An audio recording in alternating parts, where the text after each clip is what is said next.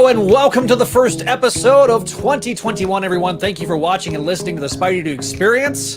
Before we get started, I wanted to give a shout out to our Patreon page and our patreon.com subscriber, Vinkman. Thank you for your support. And if you want to see what all the fuss is about, head over to patreon.com/Spideydude Network for more information. Be sure to check out our episodes of our other shows, such as Amazing Spider-Man Classics, Clone Saga Chronicles, and Spectacular Radio, which has a new episode that came out this past Monday. Also, we'll have new episodes of Make Mine Mayday. They'll start resuming next week, the show devoted to the sensational Spider-Girl. So we also want your voice to be heard. We want to let your voice be heard. We have voicemails on the docket for Clone Saga Chronicles and Spectacular Radio, but we'd love to hear from you for this show. And there's a couple of different ways you can do that. Of course, you can go to our email address, if you prefer, is SpideyDudeRadioNetwork@gmail.com. Or if you want to have your voice actually on the show played live, you can always leave us a voicemail at 818-925-6631. Just be sure to tell us what show you're calling about. Keep it under 3 minutes. And we'll also say where you're from, and we'll play it live on the respective shows. Also, if you can, leave a review on your favorite podcatcher. We'll do our best to read it live on air in a future feedback episode. So for those listening to the audio version, I want to just ask you to excuse our references to visual aids and to our live comments, as these shows are live streamed on our YouTube page, also on our Twitter and Facebook pages. So be sure to like, share, and subscribe to our YouTube page. And just search into YouTube for Spideydude Radio Network on there. Thank you for listening, of course, and watching, and enjoy the rest of this show. Hello, everybody. I'm Zach Joyner, webmaster of Spidey-Dude.com and the Spideydude Radio Network. Also, I'm the executive producer of the aforementioned shows. In this episode, we are jam-packed. Our first episode of Spideydude Experience here on 2021, and we've got a big cast of characters. And I'm really excited to bring them to you. First up, hailing from the East Coast, he's Greg from Erie. Of course, he is the host of the Spectacular Radio. Obviously, I mentioned that episode that dropped on Monday, where him and I talked about the penultimate episode of the Spider-Man cartoon, Spectacular Spider-Man cartoon. Yes, we did. And tune in this coming Monday for our final interview with Greg Wiseman and Vic Cook for the show. It's on fire. It is on fire. It is the biggest interview we've done yet. Not just a single hour, folks.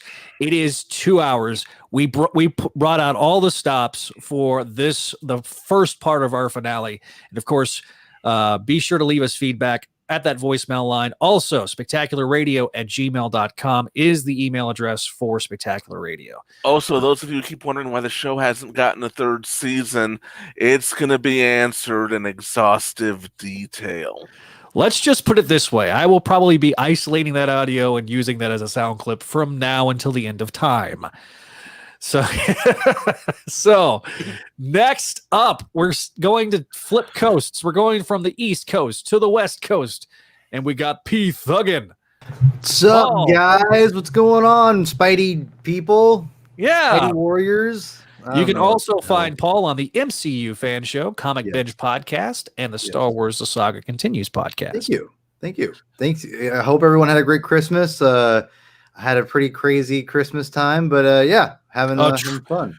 Trust me, I don't know if anybody had more of a crazier time than me, but we'll see. Yeah, we're going to talk about that here in a little bit. Finally, also next up, we got from the West Coast, we've got Adam's Last Remains. Hey, what's going on, everybody? Hey guys. Hey guys. Hey guys, what's going on? Oh, Adam. Adam's always a good time. All right. Next up, we got Neil from the Bogan Writer Variety Hour. It's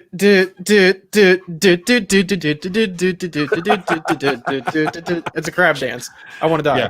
All right, how's it going? So, Neil is one of our. Usually we just have 2 Texans, but this episode, we have 3. For the first time on the Spideydude Experience, he's your friendly neighborhood Javi. Hey, everybody. What's up, Javi? What's up? Yo. going on, man? So welcome to the madness. And also, there is somebody patiently sitting behind me because we do have an announcement to make. And I'm going to blow myself up for a brief second. But there was something that happened during our break that I feel we need to at least discuss for a brief second. We got Sarah, for those that are listening to the audio version, and she's got something to show everybody. That is, yes, I liked it, so I decided to put a ring on it. I can't put my hand up during single ladies anymore, guys. And I'm really not honestly sad about it. I can now say It's this on the like record. Beyonce, but with an F now. I can say this on the record That's my now. title now. Yay! Well, it's been awesome. Sarah has met both Javi and Neil this last crazy 2020 year, and so Love them both. We love our text. We love you. Not that I don't love the rest of and them, but Javi is especially awesome, and I'm going to talk about that later. But I'm very excited. We're very excited. We've kind of got a date for next year, 2022. Awesome. yes. It is awesome. You are amazing. In fact, you're spectacular. Let's put it that way. That's Oh, we're not going to go through this entire cycle again, are we? yes, we are. So, we're gonna kind of go through several things. We are going to end the 2020 comic book season with ASM this episode. You are dismissed, baby. Okay, goodbye, friends. Have a good Bye, show. friend. Sarah. Thank you, Sarah. I'll probably hop on in the comments later. There you go. Thank you for the support. So we're going to be covering the final 2 issues of Last Remains this episode, but we want to do a couple of things first. First up, well, what'd you get for Christmas? Oh no! And if you got anything Spider-Man or comic book related, just let's talk about it. So, Neil, did you get anything No. from Santa Claus? You got a lump of coal. Well, I got a rice cooker, but that's not really comic book related. There you go. Well, hey, that's fine.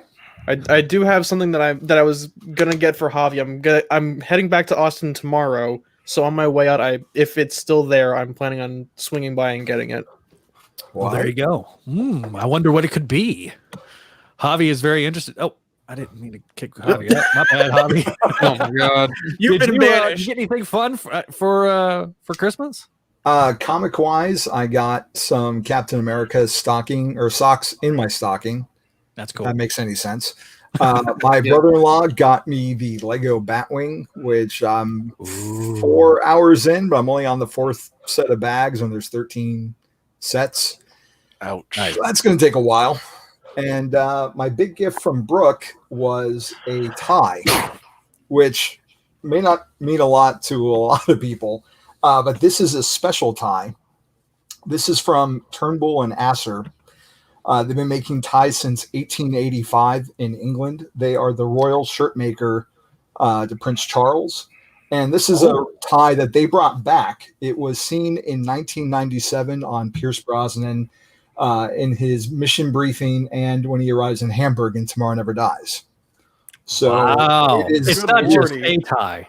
it's not just It's a tie. the tie. It's a Pierce Brosnan James Bond tie that's handmade in England. There are like 10 people working, and they make 20,000 ties a year.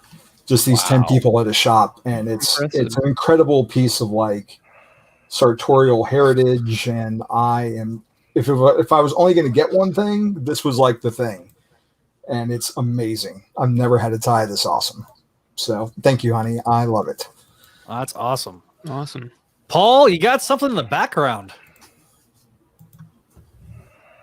Oh, we can't hear you, buddy. Let me unmute you. I thought it was heavily breathing. Wow. No heavy breathing today. But at least for right this second. No, right now we've got I got a lot of things for Christmas. My wife spoils and rotten every year, and I'm very, very lucky to have someone who does that for me. And what I did get when I wanted, I didn't realize she went above the extra mile. Well, as you can see here, I've got Fantastic Four issue 1 poster that that this is, obviously this started the whole thing off, right? This started the MCU and everything we all love today is all because of Fantastic Four issue 1 with with Stan Lee and Jack Kirby, and it's without it we wouldn't get Spider-Man. So I needed to have an important piece of what is that background noise? What is going on back there? I have no idea. That would be me knocking something over in my office. Sorry. I was like, what is that? I was like, Javi, you're off the show. You're off the show, Javi. I still love you. No, but this is probably the biggest like Marvel gift I would say. I did get Marvel's monster size version for my birthday last week, so that was pretty cool. Nice. Yes. Yeah, I had my birthday and Christmas kind of hit around, so I get double whammied at the end of every year. So I also share a birthday with Stan Lee. Fun fact, December 28th. All right, Greg, what'd you get for Christmas, buddy? Comic related, I got the Marvel Legends 3-pack, which featured Nimrod, Psylocke, and that one character in the white coat who I don't know the name of or who he is. Phantom X. Phantom X, yes. Well, it could also be Mr. Nemesis. True. I don't know who that is either. So, but you got Greg, the Marvel Legend. Greg, Yes, send it to me. Send it to me when the show's over. I'll figure it out.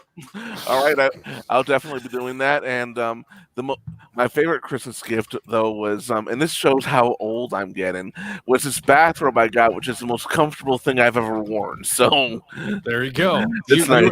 You are old, buddy. Yeah, but really what's going on, though, is that my family at the beginning of December had a COVID scare. Two of us, me being one of them, quite literally had to social distance and lock ourselves in our room for 2 weeks. It was scary, and when we got the news that we tested negative, it was like this great weight lifted off of our shoulders. So when Christmas came along, we were able to, it wasn't about what we were getting or what we didn't get. We were just grateful for our health, that we were able to sit down and have a nice dinner, and really, that's what's important in the end. Absolutely. Adam? Yes. Did you get anything fun for Christmas? I got Spidey related. I got this thing. It's like a Lego spider cycle, whatever it is. Was that from like the TV show or? I honestly don't know. He's got the fourth the all new all different suit. Yeah, he's got the all new all different suit. It came with this Doc Ock, which I think is actually a pretty cool Lego thing of him. That's cool. Yeah, that's Spidey related. That's kind of it. I got like a little pin too, and that Spidey related. That's kind of all I got. All right. Well, I'll round this segment out. So I probably got the most Spidey stuff because you guys sent me stuff, which is awesome. Kelly sent me this wonderful Spider Ben mug. I am using it right now. Thanks, Kelly. I am wearing also a shirt that she got me. That's the Scarlet Spider. You might have noticed that there was music and stuff playing in the background when I was doing my intro. It's because I got this wonderful soundboard from my dad. This was my big Christmas present. You'll notice the Amazing Fantasy 15 matte poster back there. Beautiful poster. It was the biggest pain in the butt to try to haul in a Prius home 6.5 hours, or 7 hours. Oh, I can imagine. It was we were packed in like sardines. It was not fun. But I also got a lot of Marvel Legends, and if you know me, I'm a big Marvel Legends guy. Me too. As you can tell, me and Greg are big Marvel Legends fans. I got X-Man, Nate Gray. It's the only one from the Age of Apocalypse wave that I wanted because I am a fan of Tom DeFalco's Amazing Spider-Man in his second run with Steve I knew Carell. that was why. I also got probably the new big bad for the MCU, the comic version of Kang, Conqueror. I still say it's going to be Doctor Doom, but we'll see. We'll see. And then these are still in package. I got the Black Cat from the 90s show, and then also the Cyborg Spider-Man 90s retro card. Got that from the Target exclusive one. got Mysterio, and the other Target exclusive Negative Zone Spidey.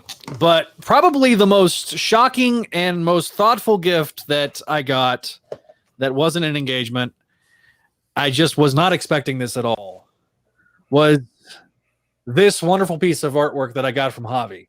This is why he's awesome. And if you're listening to us on the audio, this is a page of the colors being done from Spectacular Spider-Man 217, one of the last pages of the Birth of a Spider-Man backup from that particular comic, and it's just gorgeous. The colors are gorgeous, and it is going to get framed, and I'm going to figure out a place to put it. Love it. And it will be back there for posterity. Now, if you're not looking at our background, you're listening to the audio, I got Paul Bettany's head right above my head, signed and autographed. I got that last year. Right also above my head, I got that wonderful poster from the 10th anniversary get-together that Vic Cook and them put together and sent Greg, and Greg sent that to me. So thank you again, Greg. Did Javi get his yet? He has not gotten his yet because Javi had a scare and we were socially distancing. Right. Okay. But Javi is getting it of his. So Javi can relate to my story. A little bit, yeah. Yeah. We're glad you're all right, Javi. Thanks, man. Listen, I narrowly missed getting the Rona because my dad is fighting it right now. He just got a treatment. He got treatment on Monday, the covalent treatment with the plasma. He felt a lot better. He didn't have shortness of breath or anything. He just could not get warm and was fighting, the circulation issues that have been happening with people. So he's not healing up as fast as he wants, but he's doing a lot better now. So he's, but we just barely managed to miss. I got out of my 10-day quarantine and haven't had any symptoms at all. So we've been very fortunate. Sarah also got the vaccine. So if you get an opportunity to get the vaccine, I highly encourage you to do that. And working on it. Yeah. So thank you guys again. Thank you to Kelly, to Javi, and then of course Sarah got me way too many action figures, and she's about to lose her mind. Also, I had one of the coolest things. I got to meet Tommy, aka Jason David Frank, and I got my White Ranger autographed, as well as a couple of autographed comics. And got to meet him. He came up all the way up to my neck of the woods in Texas, and it was very, very cool. Everything was social distanced, but he was really awesome. It was cool to get a picture and him say, "Let's morph," and my 6-year-old self about crapped his pants. So I've got a JDF story that was graphic. I mean, granted, I've never really watched Power Rangers. I know who he is. I have a friend who really likes Power Rangers, but I did meet him once at New York Comic Con. I was online actually for Bruce Boxleitner because I'm a huge Babylon 5 fan, and JDF was sitting a couple tables down, and he started pumping up the crowd, really pumping up the crowd. I mean, I'd never seen anything like it. I mean, the guy has a lot of charisma, seems like a really cool guy, and then he hugged Hulk Hogan. Oh yeah, brother. Yeah, he's a much of a fan of comics and stuff as we are, and he's actually going to different comic shops and as part of like a Mighty Morphin initiative to help these smaller shops get some attention, and 20% of the proceeds that he raises actually goes back to the shop. So good. That's cool. Really cool of him. Really nice of him. Not a Christmas gift, but I just found this. It's like a weird ice pack that you put on your spine and it folds. I don't know. I thought it was really cool. It's got all these little balls in it. It is cool. You got a lot of balls there, buddy. Oh no. Anyway, no. so I'm gonna really briefly. All right. Comments right quick. SoFlo says, "Hi, Zach and everybody." Vinkman says, "Hello." Hi, Venkman. He was admiring your Marvel Legends shelf, Greg. Oh, cool. Ryan Reed says, Hey. "Evening, everybody." Ryan, thanks for watching again. Be on for a bit. School tomorrow, after all. Yep. Nick says, "Adam's the man." Is that your buddy, Nick? Yeah, thanks, Nick. It's the West Coast order of the web there, SoFlo. Oh, yeah. They were saying hi to Sarah and congratulations to me and Sarah. And Nick goes, getting serious up in here. And then some emojis from Ryan about getting married and with wheat cakes. Nice. And then he had to unfortunately go. SoFlo got a nightlight for Christmas, which is pretty cool. By the way, check out SoFlo Entertainment on YouTube. If you have not checked that out, I highly encourage you to do so. Nick also says Godspeed in my dad's recovery. For Christmas, he got himself Venkman got himself the original Mego dolls of Batman and Robin, as well as the 12-inch Christopher Reeve doll from 1978. Awesome. Impressive. And Venkman goes, I met Bulk and Skull at Rhode Island Comic Con a few years ago, and they were in character the entire time. That's awesome.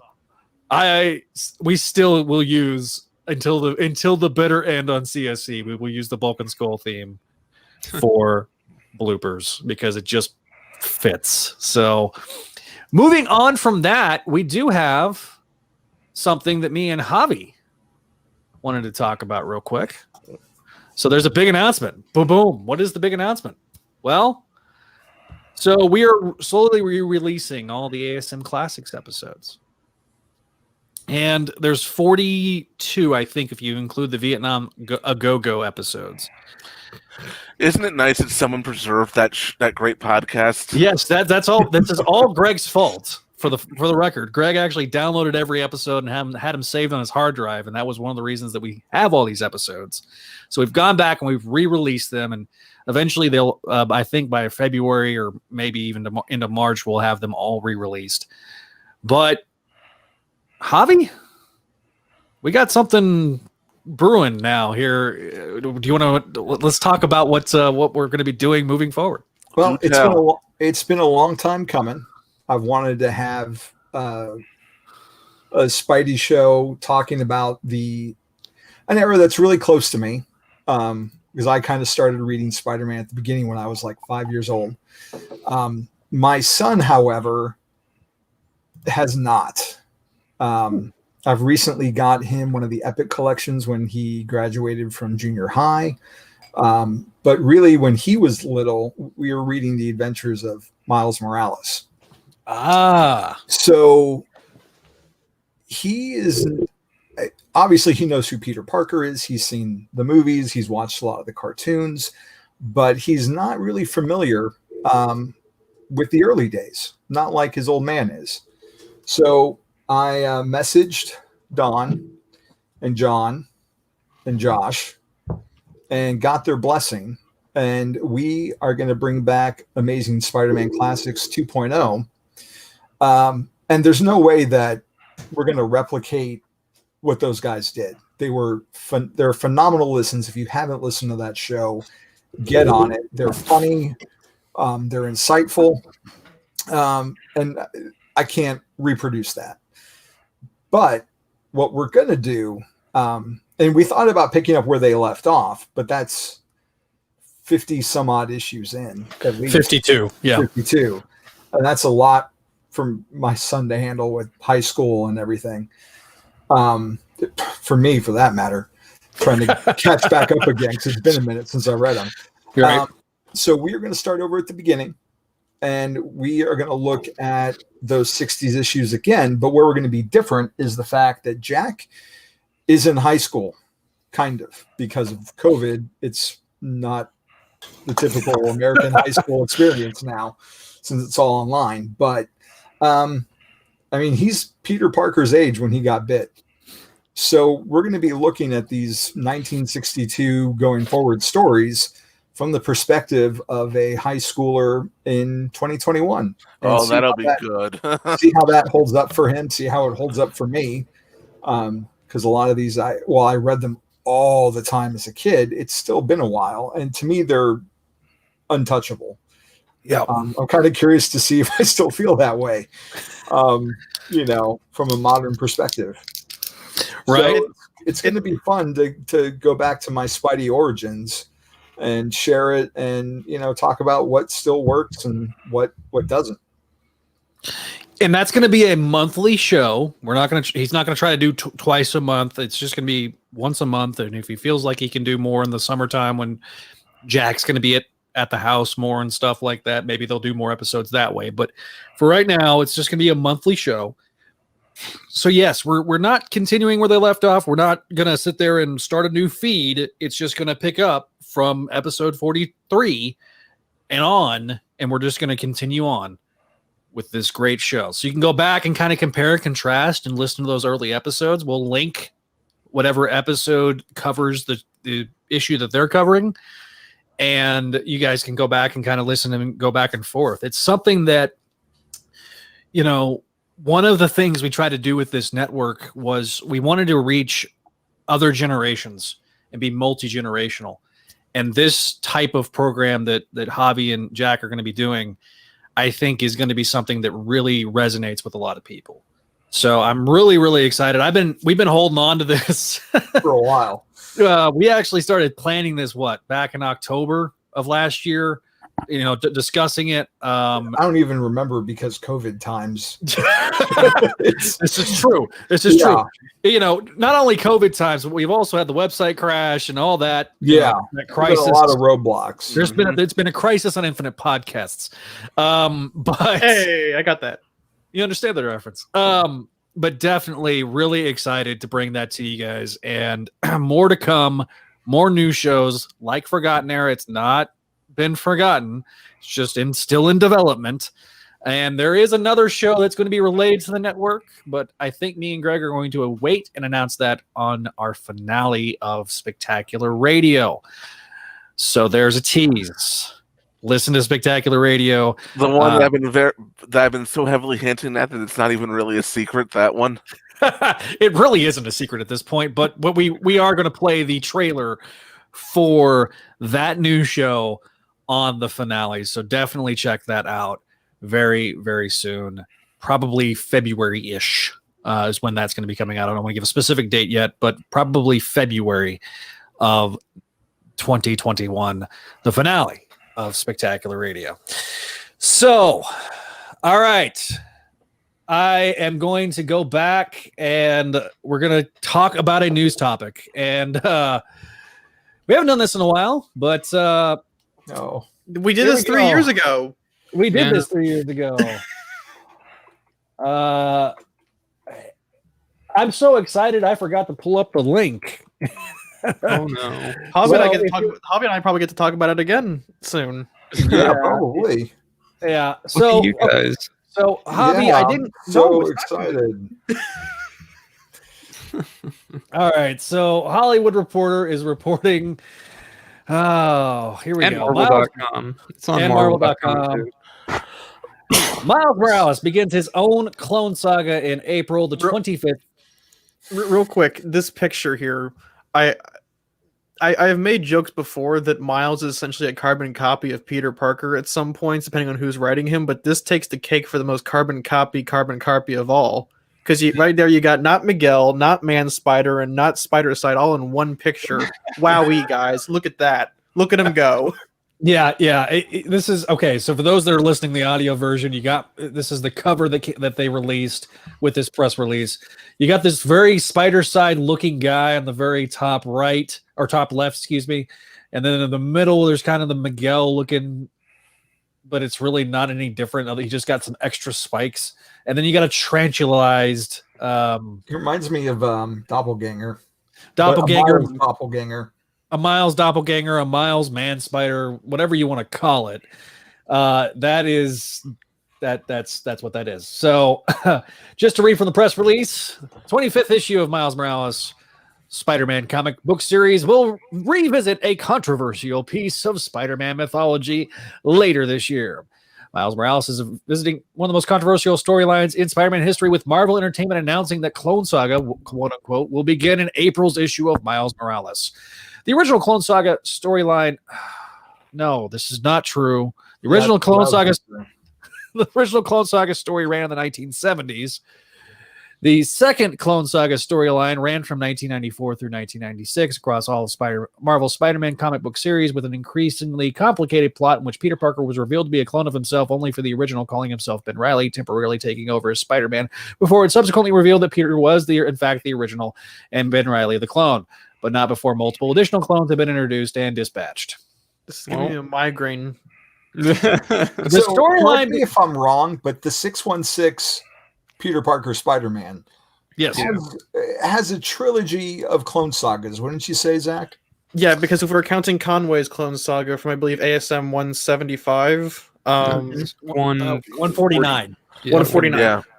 The Clone Saga that everybody refers to as the Clone Saga, and then Clone Conspiracy in 2016, I think it was, or 2017. Yeah, so you have this trifecta, two of which are... One of which is can be considered a wonky and somewhat timeless story. The second, I did an entire show on called Clone Saga Chronicles. Oh, really? You You had did? to document the entire damn thing. Not just document the Clone Saga, but going through and covering all the ancillary stuff that's happened since the Clone Saga. 75 issues or episodes, not just 75 issues, 75 episodes. And then, of course, Clone Conspiracy, which is the low light. I'm sorry, Paul. It's the low light of Volume 4. It really is. And And I'm not here to defend it. Is so Paul, it's is okay. Paul there? and the sad thing is that Paul... There he is. I'm pretty sure Paul doesn't like Clone Conspiracy either, though. Yeah. He's on record saying he doesn't like it. So yes. So now we get the fourth 616 Clone Saga. Paul, I was going to start with you, but what do you think about this? Sorry, it's just been everything's going on for so long. I just felt I was just going in and out, you know. Sorry, buddy. But what do I think about the Miles Clone Saga? Here's the thing.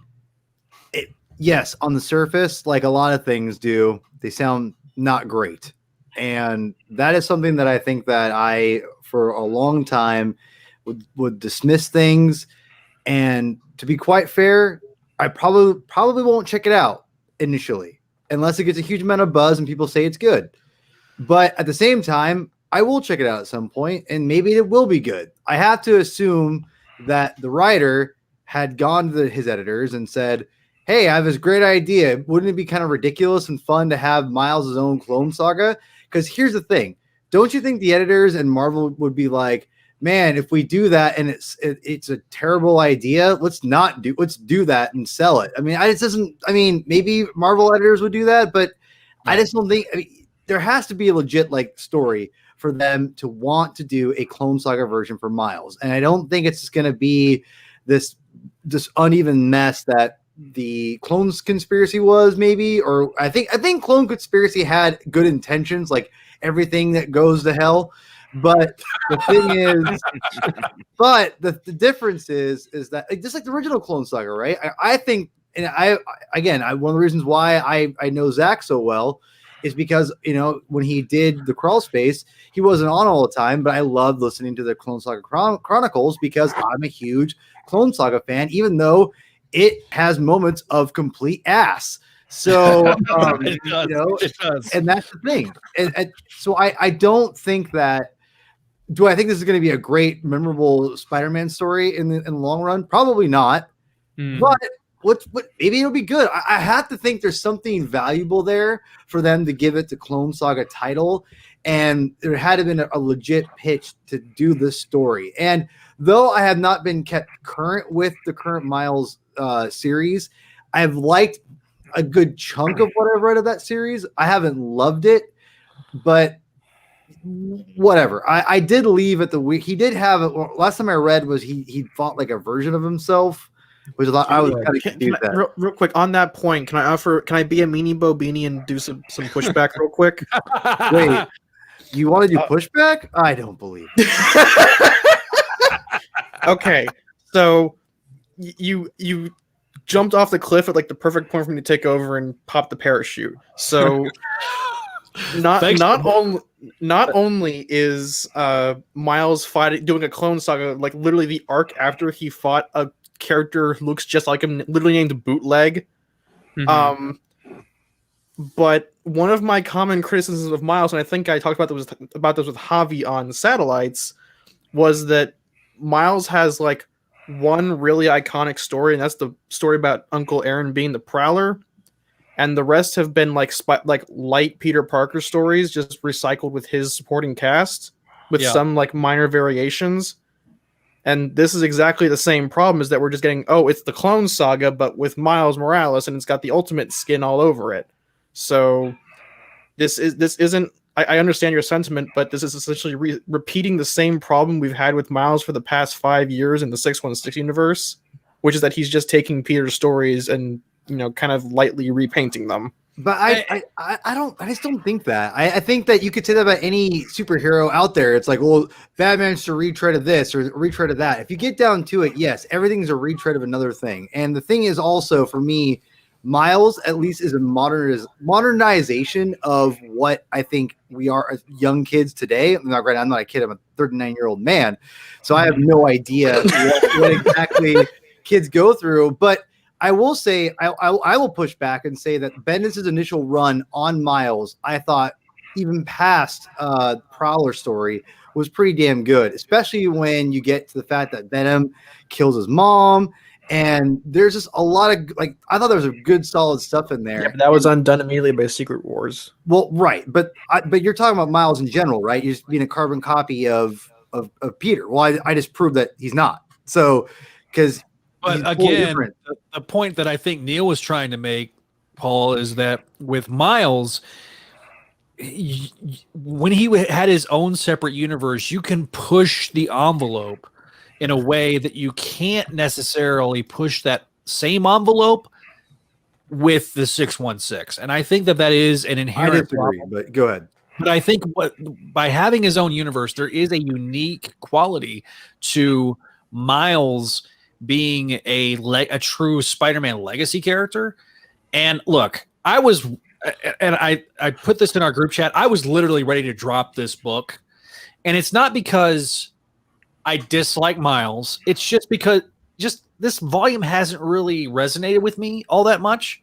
There's been a few good moments. I'm not a huge fan of the main artist, whose name escapes me at this very moment. Is it Javier Garron? Yes. I really don't like his... I love everything. Well, he's gone. He's doing Avengers now. Oh, is he gone? Okay. Well, yeah, he's been gone. I haven't binged, because I'm not on crawl space anymore and doing satellites with my two pals Neil and Javi. I haven't had the need to pick up Miles Morales all that much, and so I just haven't.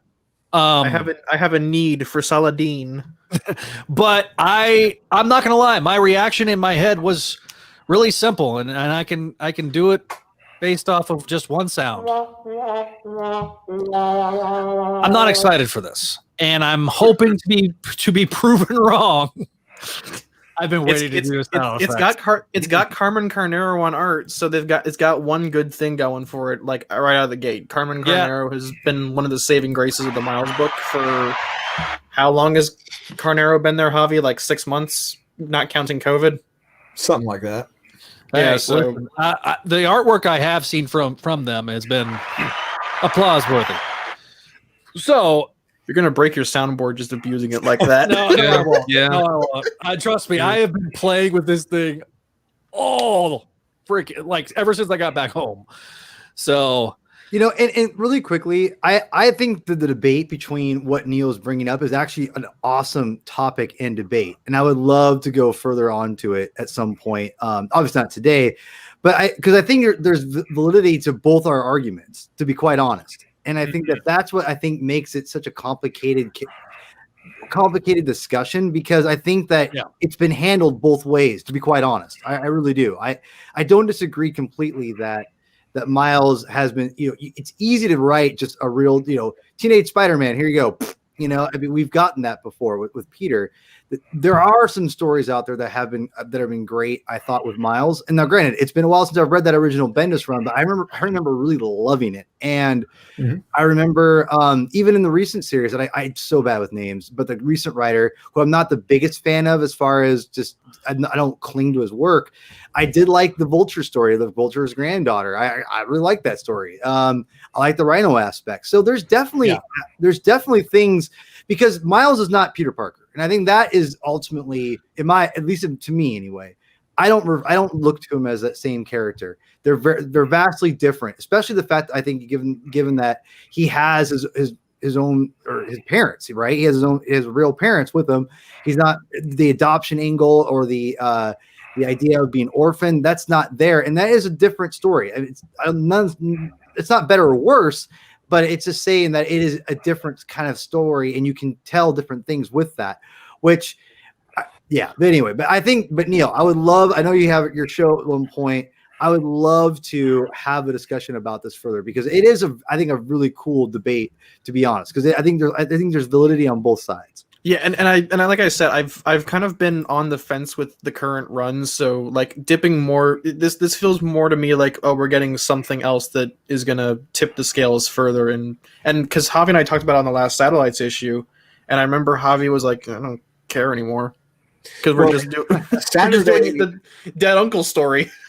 Saturday, I went to pick up new books at the shop, and I read the most recent Miles Morales, and immediately messaged Neil. I was like, "What the hell did I just read?" like the art was so, and I looked up, and I looked at Jack, who was reading like a Sonic comic. I'm like, "His art is more advanced, there you go, detailed in his Sonic the Hedgehog comic than Miles Morales." And I went and looked at the creative team. The artist was the Moon Girl artist, like the young adult Moon Girl. Oh, really? Wow. Yeah, she did the Moon Girl, or I think it's a she. Not she was on that Disney Plus show, right? Yeah.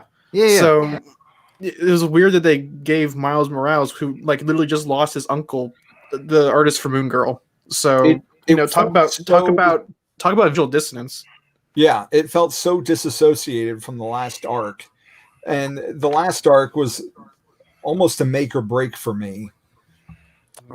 Just wanting to get some kind of closure and answers that we've been promised for the last 3 years about what really happened. What do these people And now remember? King in Black tie-in, baby. And now we've got King in Black, and then we're going from that into a clone saga from the House of Reused Ideas, apparently. But let's be real. They're playing up the fact that it's a clone saga. I think they understand that that's why I'm not as like about it, because the thing is, it's still, let's give it a chance at least. Give it like at least one issue. If it's I'm a sucker, and I'm probably going to. If the Jackal shows up and with Spider Side 2.0, and then all of a sudden Seaward Trainer, whatever his name is, shows up and they're like, Miles, we're your parents.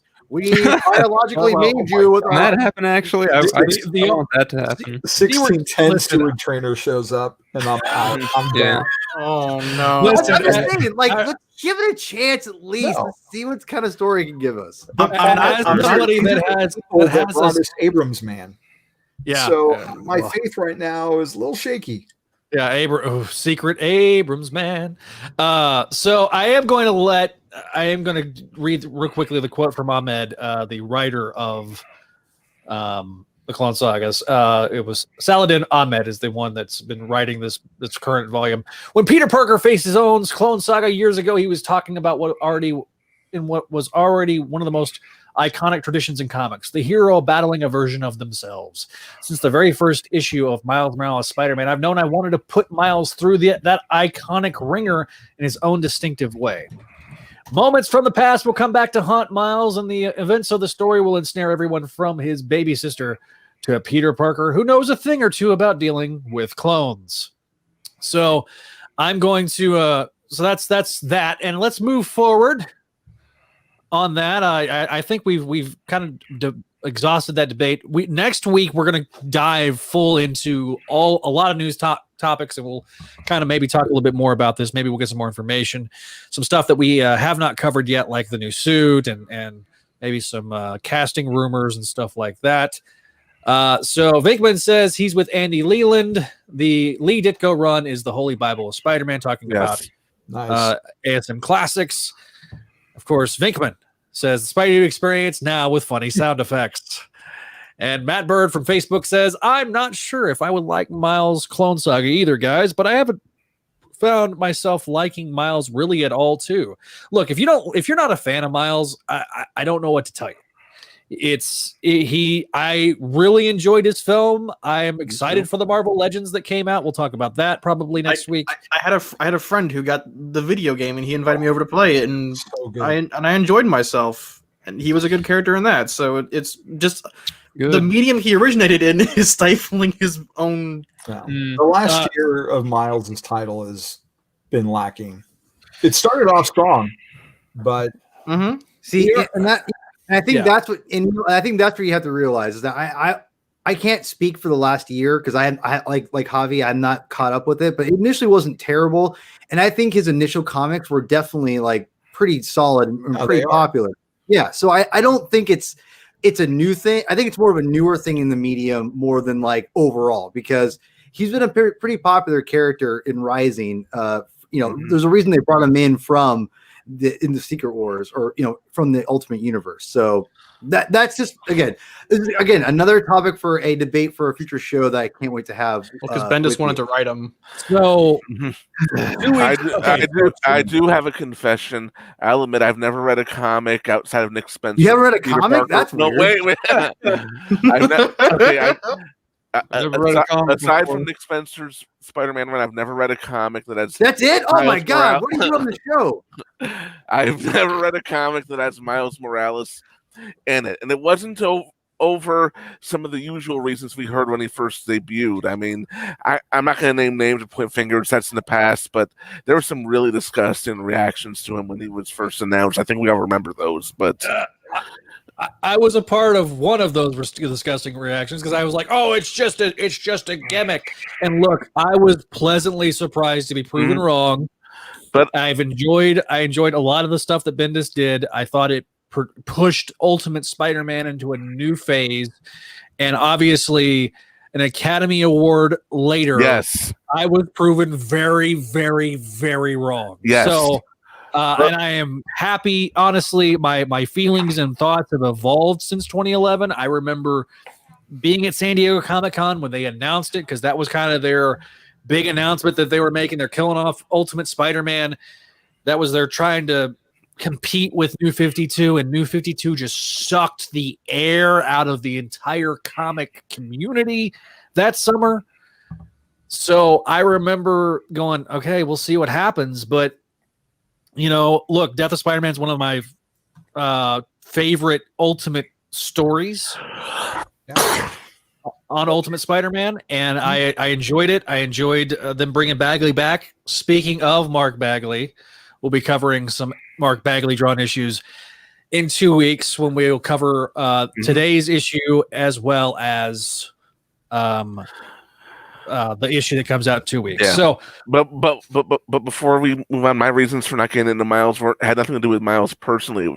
By that time, I had soured on Brian Michael Bendis as a writer. Now, I hear a lot of Miles' early stories were great, especially the Prowler one, which you've mentioned, and so I never resented Miles being around. I understood what he meant to people, and I appreciated and respected that. It wasn't until I saw Into the Spider-Verse, which was really my introduction to the character, and then the PS4 video game, and then the most recent PS5 Miles Morales game, which I also really enjoyed. So as for Miles getting his own Clone Saga, all I can say is I hope it's good. I hope people enjoy it. Yeah, I don't actively wish for this to fail, by the way. No, I don't think any of us do it, but that point does need to be made. We don't want this to fail. It's just, look, and this is where I am a Clone Saga fan, so you got my eyebrow raised, but I got burned so freaking badly by Clone Conspiracy that I have no hope anymore. Like, I can imagine. I was there. Like the next time there's a Clone Saga, and once COVID's over, Javi, Zach, and I will just be like out smoking cigarettes behind the dumpster of an Arby's. Listen, there was nobody more excited that Ben Reilly was returning than me. I wanted it for years, and then Dan Slott gave it to me, and he's like, "Monkey's paw, buddy!" Ha ha! You got the picture of Bart Simpson. He's like yelling as the monkey's paw figure. It's like me and Wally West. I got him back in Rebirth for and then 2 years later, surprise, he's a killer. Exactly. Oh, did you read the Future State issue? Unfortunately, yes. Then they reversed it in Speed Metal, where he's awesome again. Only next month. Hey, Batman, who tries too hard. Kill everybody again. So if you want to hear me and Greg and the entire Clone Saga Chronicles gang just eviscerate Clone Conspiracy, episode 62 of CSC is that episode. So to be honest, I think Clone Conspiracy eviscerated us. It hurt us. We had to point on. Yeah, never mind. I was going to make a SVU joke, but I'm just not going to because that's just bad. So let's move on to the It's why we're here. Let's go to Last Remains 54.lur. Larry. Yes, Nick Spencer and Rosenberg. Leroy. We got this really creepy cover here. For those that are not watching us and watching the visual, or again with the visual cues, we got the issue pulled up here. Nick Spencer's the writer, and Matthew Rosenberg scripted. Nick Spencer did the plot. Francito Viniciti and it's Federico Vicentini. Thank you, because I can't do names. And then Takeshi Miyazawa. Yes, and you got the alternate cover. That is that Bagley's cover? Yeah, it is Bagley. That's a nice cover. So yeah, Javi got the Bagley cover. I actually got the standard cover. I should have got the Bagley cover because that's a pretty cover. I just Bagley is always the correct choice. Yeah, I don't understand what Gwen is doing and why she's sassy. She's got some attitude. Oh, she left her. Then you got like Anya in the background doing like the Weekend Starboy pose. Look at that. Yeah, that's Starboy. Oh yeah. It's just what, and then you got Silk, doing the Spider Woman, the infamous Spider Woman pose from a couple years ago for that one awful cover. Oh, the Milo Manara one. Yes. And here I was thinking the Mary Jane statue of her doing the laundry. Remember that thing in the country that caused? Oh no. That takes me back, folks. That takes me back to 2007. We're old. This is how long I've been doing this show. So after we get a couple of pages from a Spectacular Spider-Man 200, we then have a conversation between Mary Jane and wait. Do you know what was interesting about that? They didn't change Harriet's dialogue to "your stinking boyfriend." There was no no revisions. Is it bad though that I was like, hey, that's interesting, and I realized wait, they were just too lazy to re-edit it. No, I think that was deliberate. I think that was deliberate. Honestly, with everything else that's happened in this arc, I'm pretty sure it's deliberate. No, but it's one of those like residual thoughts of like they've been kind of lazy with, they reprinted it, and I appreciate them reprinting it, but at the same time, it kind of reeks of like they didn't try to make them look the same. Well, right. Since we're bringing it up right now, I think it's interesting that they're like half committing to this idea. Right. In the Sin Eater arc, they did from the second Sin Eater story of how he died, and this we get the Spec 200. But next issue, not to get too ahead, they do flashbacks, but Gleason does the art, but he copies the original panels. Maybe one of them's from a different perspective, but it's still the same poses. Yeah. So it's interesting that we're getting a full issue here, or full pages, and then later on, the next chapter, we're just getting a panel recreated. It's sort of like in the Sin's Rising Prelude, where they reprinted pages from, I think, Peter Parker's Spider-Man number 136. Yes.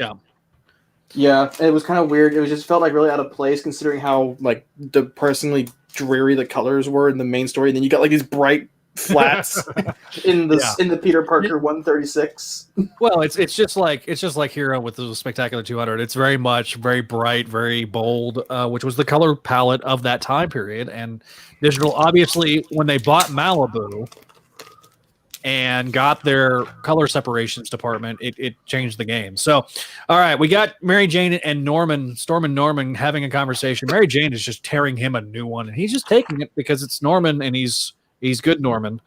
Cut back to that's the question. We cut back to Kindred and Peter back in the mausoleum, kind of a recreation of what happened in the previous issue 54. We have Sin Eater showing up, and he's about to shoot all of the Order of the Spider. And this, if you don't like the dilution of Spider-Man and all these multiple spiders, this might have been your wet dream, because you're hoping that Sin Eater is going to cleanse them all of their spider powers. There was a thread on 4chan the day before this issue released, and they're like taking bets on like roll to get this spider character killed. Yeah, like. So, I mean, if there was Vegas odds, you know that Miles and Gwen aren't going to die. But maybe, just maybe, you might see not Madam Web get perished, or Silk's got her own book. Maybe Aranya, or, Spider-Woman also has her own book. I don't know why she doesn't have her new costume at all in this entire arc, but for some reason... Wait, Anya, or... Maybe this takes place after Spider-Girl or Spider-Woman 10? Which comes out in a few months. So this actually ties into the news that came out today that Jess is going back to the costume she's in this arc. Good. Yeah, and so I think it was because they just couldn't figure out the editorial continuity. They're just like, fine, we're going back to the old one. We hope you're happy. Yeah. So it's been kind of a weird point of contention with this. So there's a big fight that occurs, and Sin Eater is still holding his own. The fact that he's able to take on this many spider characters is... because he has Moreland's powers. Yeah. Oh, that's right. He's got Moreland's powers. Yeah. So basically, the one person that's not fighting is Madam Web, and she basically says, "What you want to do is cleanse me." And then Sin Eater gets the precognition powers, sees everything going on, sees that he's just being used as a pawn, and it just creates a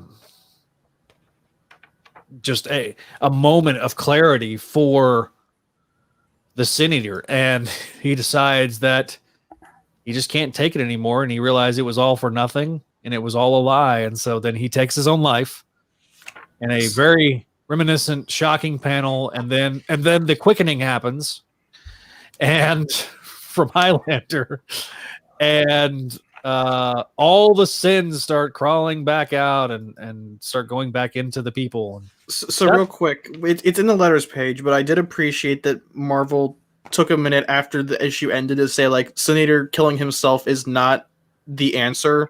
Here is the National Suicide Hotline. I thought that was a very subtle but socially responsible thing of them to do. So Norman is sitting there having a conversation, having a very evil grin on his face. And I am going to point this out because it's makes you think, oh, good old Storm and Norman's back. So trap has been set, and you realize that Norman and Kingpin are working together, and that's the final page of this .lr. Of course, Nick Loam did make sure that before they get to the usual nonsense, they did talk about the severity and the seriousness of suicide. And if you are having those type of issues, there is the National Suicide Prevention Lifeline, 800-273-8255, and definitely, if you're having those type of thoughts, definitely reach out. It's unfortunately especially relevant because mental depression rates are skyrocketing in the U.S. because of COVID. So I thought that was very socially. It was very socially conscious of them to put that, even if it felt a little tacked on at the end, it still felt very relevant and conscious of them. So and considering congratulations, Megacorp, you get one clap.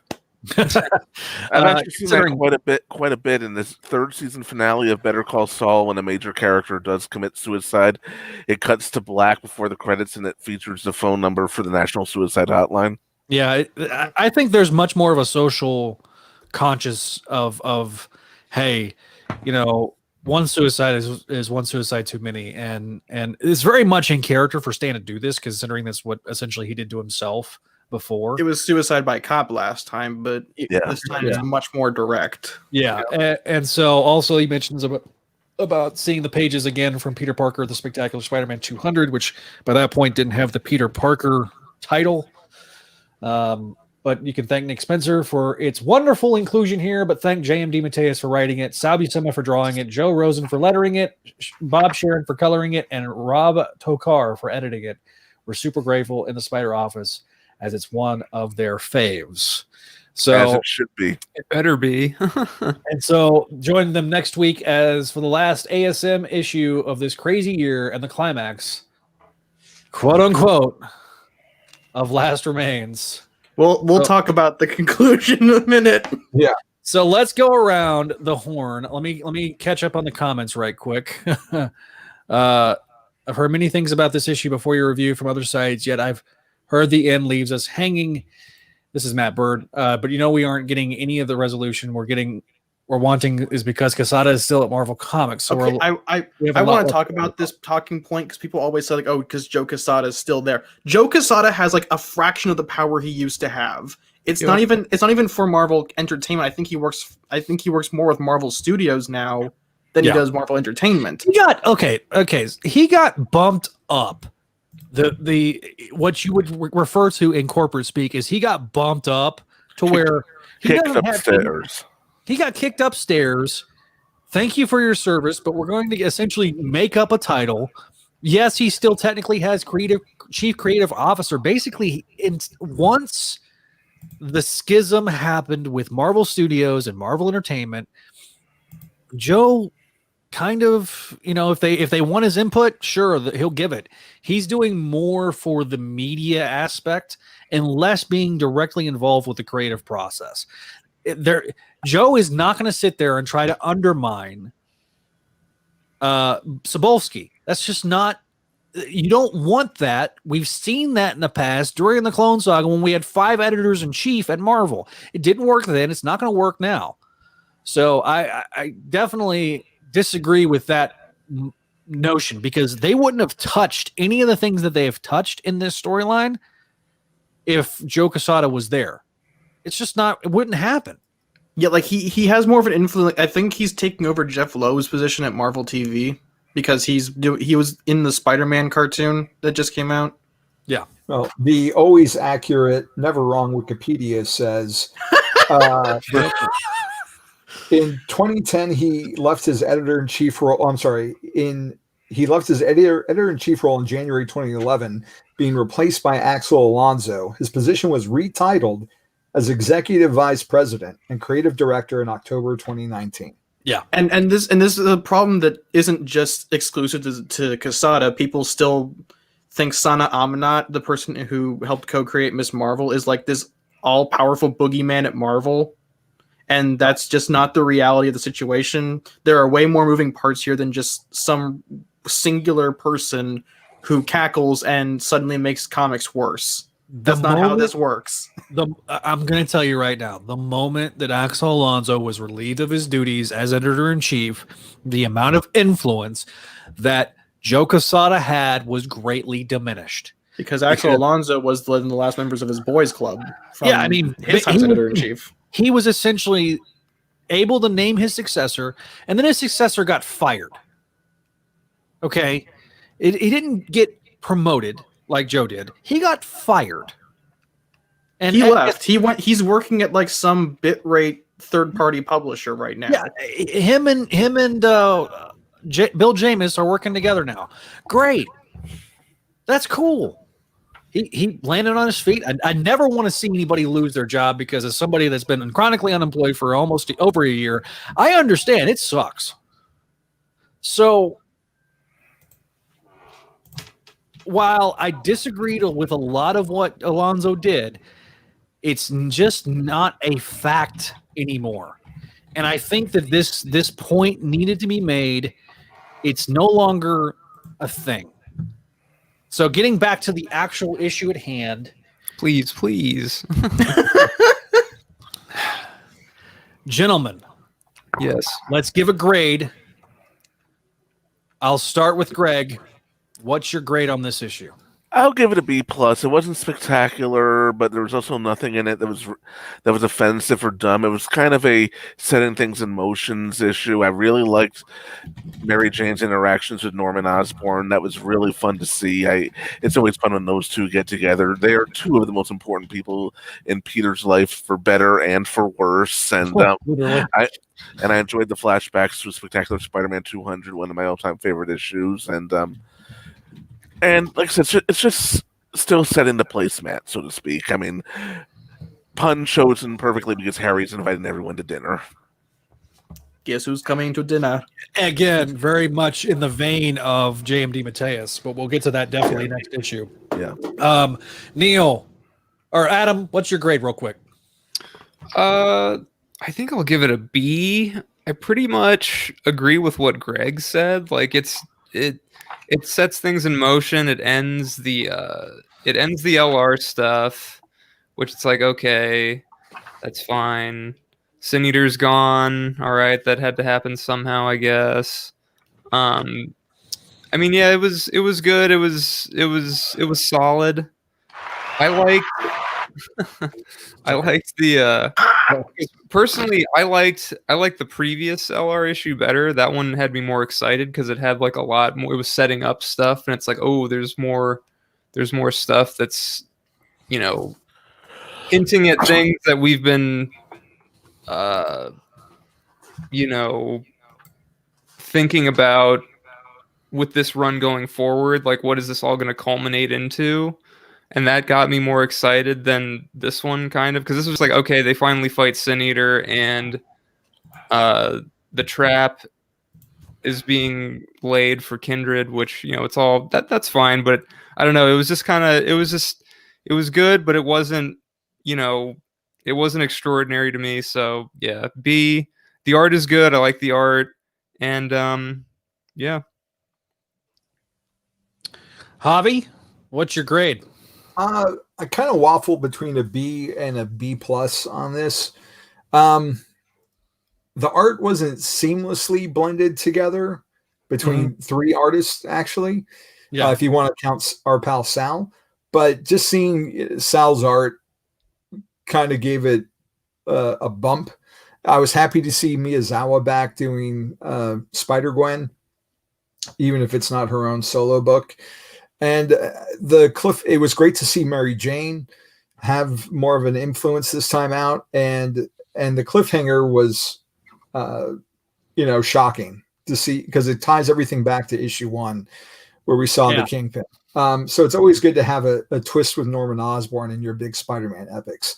And something I noticed today when I was rereading these before we recorded, Mary Jane's wearing a green coat, which, if you look at the new Marvel Legend, if you swap out Gwen in her death suit with the MJ head, there's a similarity there. Yeah, that's basically what she's wearing in the. Yeah, there's a little foreshadowing of what MJ's wearing in this issue. You know, subliminal hint that maybe it's not going to go so well for her. Never wear a green coat if you're a female love interest of Peter Parker's. And with a Goblin story. Exactly. All right, Neil. Okay, so I'm gonna give this one a B. I could be maybe argued into giving it a B plus, but I'm thinking in the scope of the entire arc as well as a single issue. I think once again, I think Javi struck it right that it was like, it was good to see Miyazawa again, especially because she's going to be doing the Silk mini that comes out in March. But she and Vicentini have like very few similarities in terms of their art style. I need to move closer to the center. And they clashed horribly against Sal Buscema's art. So it just felt really weird. Not even just in terms of color, just in terms of how they draw their line art. Yeah. But you know, I think that this was relative compared to the other ones. This one felt much more important to the overall Last Remains story, rather than just being its own separate autonomous arc. This one felt like it was actually relevant, and I appreciated that, because we've kind of just been going along these .lr issues like, well, okay, what's the point of these? Like, they introduce things, but they're not really tied too closely to the main story arc. I think the fight scene with Sin Eater was a little drawn out, and they kept. But it was good to see Sin Eater finally, I guess, got rid of, because we thought he was gone in issue 50. Then he comes back, and we kind of spend too much time alternating between like 3 or 4 separate story beats in those early .lr issues. And I guess it was just good to finally wrap it up. It felt like a much stronger conclusion and a much stronger issue on its own than the other 3 issues, especially in the context of its relevance to the Last Remains story arc. So, Paul, you there? He went to go do family stuff. Okay, I didn't know if he came back yet or not. So, oh, I just was reaching out. So we'll hopefully hear from Paul before the end of the episode again, and we'll let him give his thoughts and let him have the last word, so to speak. So I'm going to give this a A-, or actually I'm going to give it a B+. I kind of waffled, and the only reason that I didn't give it an A- is that I really enjoyed how effective they used Sin Eater here. The artwork, though, was very inconsistent, and therefore what would have been probably A- writing became a B+ because of the artwork. Being a visual medium, it's very difficult to juggle this many artists, but I also feel like that this was kind of haphazardly thrown together. I think there was a basic plot, and it was kind of, I would have said this would have padded the trade. Do you really need the LR issues? No. And I think it's very smart on Marvel's part to let Fallen Order be a separate thing. If you want more information, you can read this trade. But it's literally a companion guide. Yeah, it really is. And Last Remains can stand on its own, sort of. Because that, like, when they come in later, really is, it does all tie in at the end, but then it's at the end.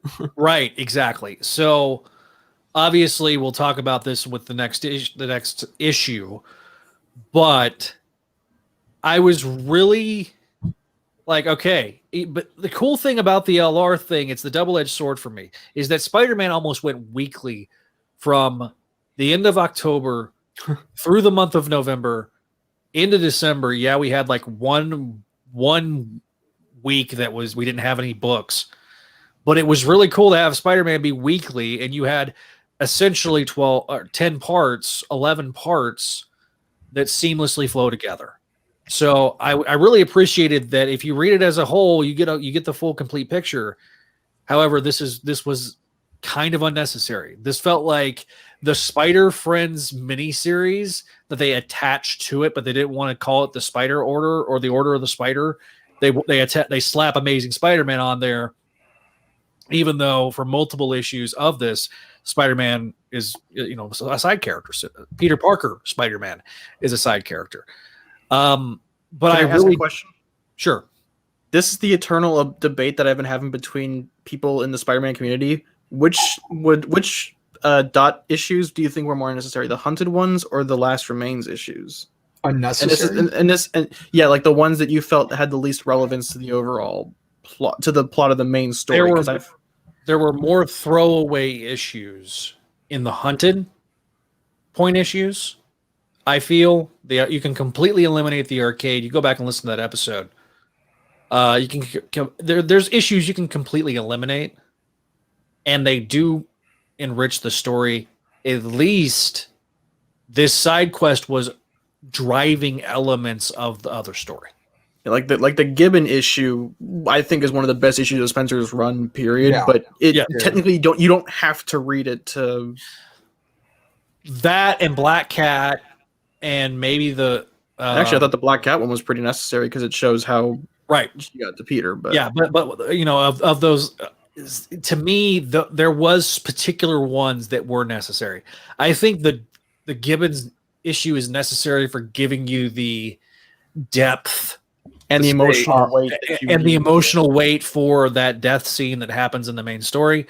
So it does bring an element that is, I think, intrinsically important to, I think, people's enjoyment of Hunted.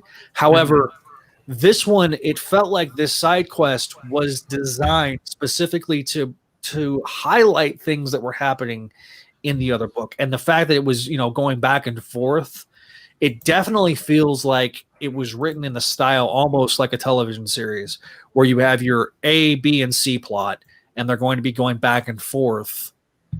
Overall, you got your big A plot, which is Last Remains, and then this is the B plot, but it's tying into the A plot. And this felt like something.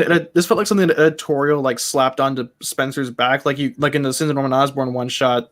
Those plot points are the weakest ones, and then like they show up just for no reason, and then they come in, and it's not like I hated their presence. Like I'm not one of the people who just like, oh, I hate the Spider family by default, right? But it felt like in this bit they created the minis specifically so they could have the Spider family do it, and it felt like Spencer's way of like shoving them off to the side. He's like, I don't want to do this.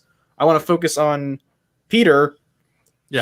Here, Rosenberg, come here. You're at the office, right? Here, help me write this. yeah. Or you live just down the street, or we're sharing a studio or whatever, but it does feel like that this story arc did have to tie in because it's really enriching. Okay, this element of is the deal metaphorically being dealt with, and I think adding the Doctor Strange element, adding the Black Cat element, I thought was genius because she doesn't have her own book. It just this felt much more intrinsic to the overall story than I think the character beats, and I love the character beats of Hunted, but comparing those two, you're right. I feel like this really felt like it was a part. Guys, overall grade for this section of the arc.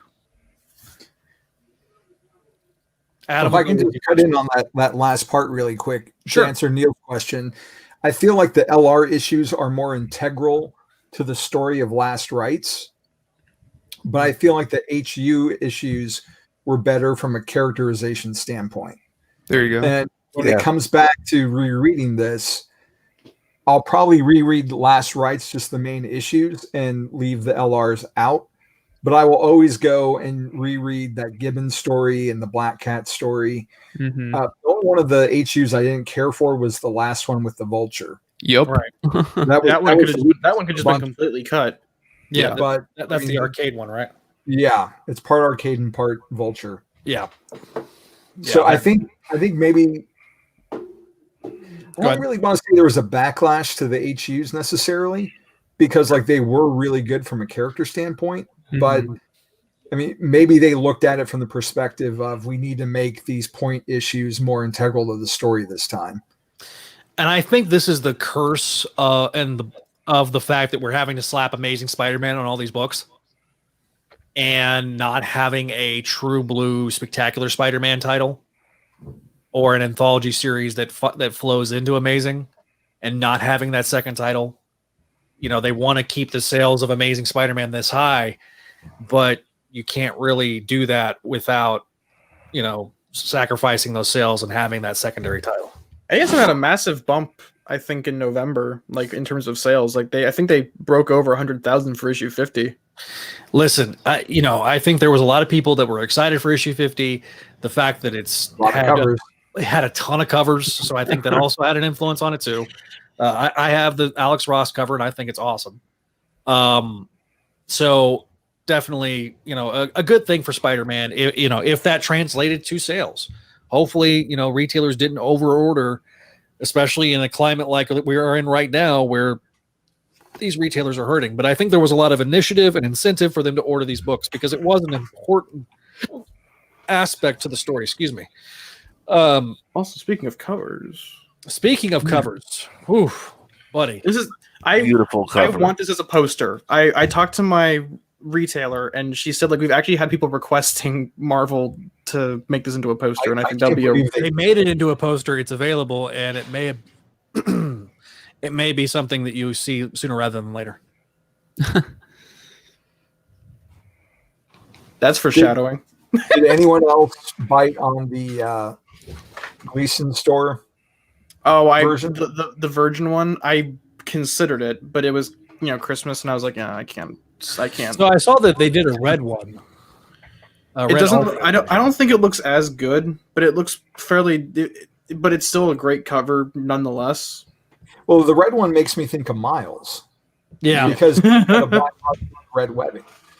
I liked Bleeding Cool's idea that it was going to be like a negative version. Yeah, of this. Like that would have been cool.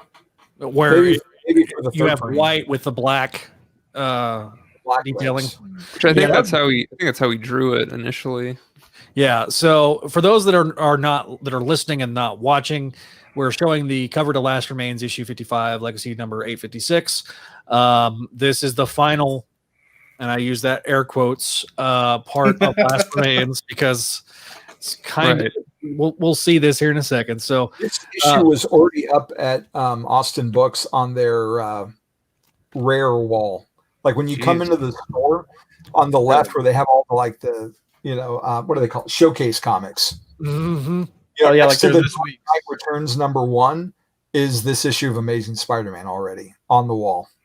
Wow. Like I don't think they underordered. I don't think they underordered. I just think that this issue was like so big that I don't think anyone could prepared for how many people were actually going to buy it. Yeah. We're going to talk about that here in a minute because I definitely want to discuss that. So Last Remains Part 6. Nick Spencer, Patrick Gleason is back. We open with a black cape. Boy.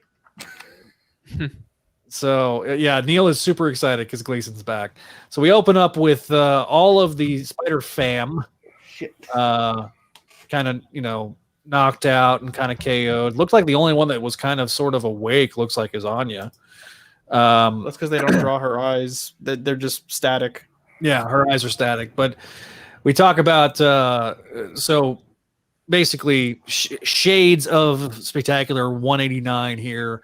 Harry, aka Kendrick, is got everybody gathered around for a feast, and he's talking about Peter's need for a family, and he's monologuing to Peter, talking about how little orphan Peter is, desperate for to reclaim something that he lost, the family. So Gwen, starts being super sassy, and he's like, "Oh, be gone. You're pretty obsessed. You seem pretty obsessed, but maybe it's my unique perspective, but you don't remind me of her much at all," which is true. It's true. It's Spencer using Kindred. I was gonna point this out that like in the preview alone, like when it first released, someone pointed out that Spencer dunked on like no less than 4 big major criticisms of Spider-Man. The editorial had denied Peter like his blood family, right? And so he has this extended pantheon of the Web Warriors, the overabundance of Spider characters. Gwen kind of makes a point that every time something bad happens in Peter's orbit, it's Peter. The editorial treats it like Peter's fault, and that Spider-Gwen acts nothing like the Gwen Stacy that Harry knows. So I'm not sure whether or not Spencer meant to dunk on him that way, or it was meant to be like that big of a jab, but who knows? Yeah, so basically Mary Jane starts to show up, and Harry's kind of giving Peter a lot of grief. Peter's still out of it. She opens the mausoleum, and Peter is yelling for MJ to get out of there. Kindred's very excited to have her here. You don't know how much it warms his cold heart to finally have all of us together again. So, epic fight scene time. Let's go, baby. Hang on. Mary Jane goes, "Hi, Harry," which kind of like deflates Kindred a little bit because he's like, "Oh, do it for an old friend." And so Peter then just loses his effing mind. He literally just busts out and starts beating the living tar out of Kindred. Kindred's like, about to kill Peter in front of Mary Jane, and she yells for him to stop. And he's like, "If you really want to have dinner, Harry, then let's have dinner." And so Harry gets him to stop. And meanwhile, Norman is talking into an earpiece saying that she's in. And so Harry starts having dinner and they're talking about various things. And we get some flashback panels that I saw that good old Javi was talking about. And I'll pull one of them up here now. Instead of reusing the panel, it actually had to draw these panels. And so he's going back to those particular issues. And but now I will say this caption box is wrong. Yep, it's 96, not 40. It's not ASM 40, it's ASM 96. Nick Lowe, you've been so good. Hopefully they'll correct that for the trade. Peter Osborne dynamic that was created in ASM 40 yeah. and later reflected in 96. So I told them to get a no prize. I love this double panel where you got, Peter with one half the face and Harry with the other half face. Oh yeah. And there's, this debate and discussion between Peter and Harry, and the fact that Harry's not masked right now, and Peter's talking about he's trying to protect him, and Harry's like, "Look, he was my father. You're trying to protect yourself and your secret." And then it all happened at the bridge, of course. At one point I had my Gwen Stacy falling off my shelf, and needed with the web line. And this little snap, crackle and pop. What was that, Zach? Sorry, Javi. Javi's a big Gwen Stacy fan, so needless to say, Kindred continues to fight.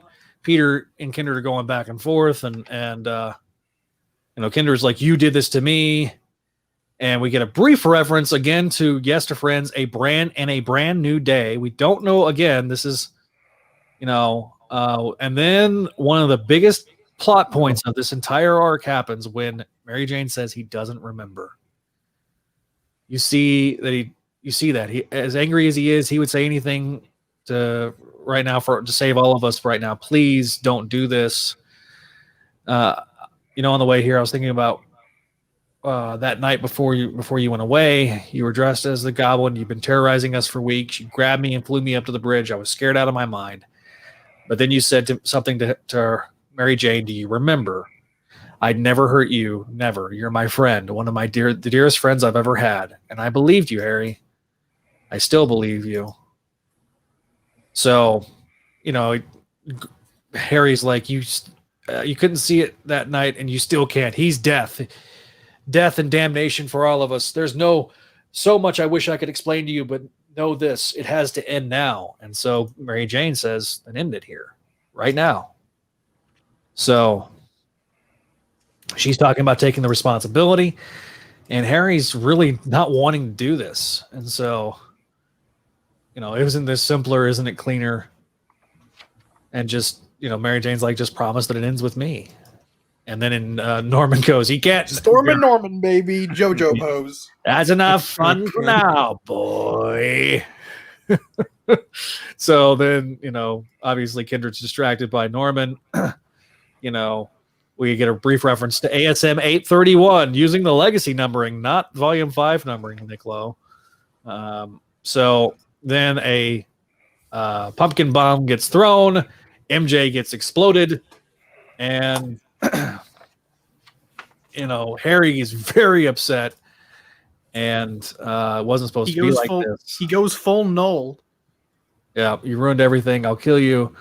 So then Wilson Fisk shows up. This is the first time Gleason actually illustrating Fisk, and everything's collapsing on everything else, and then the final page fades to black.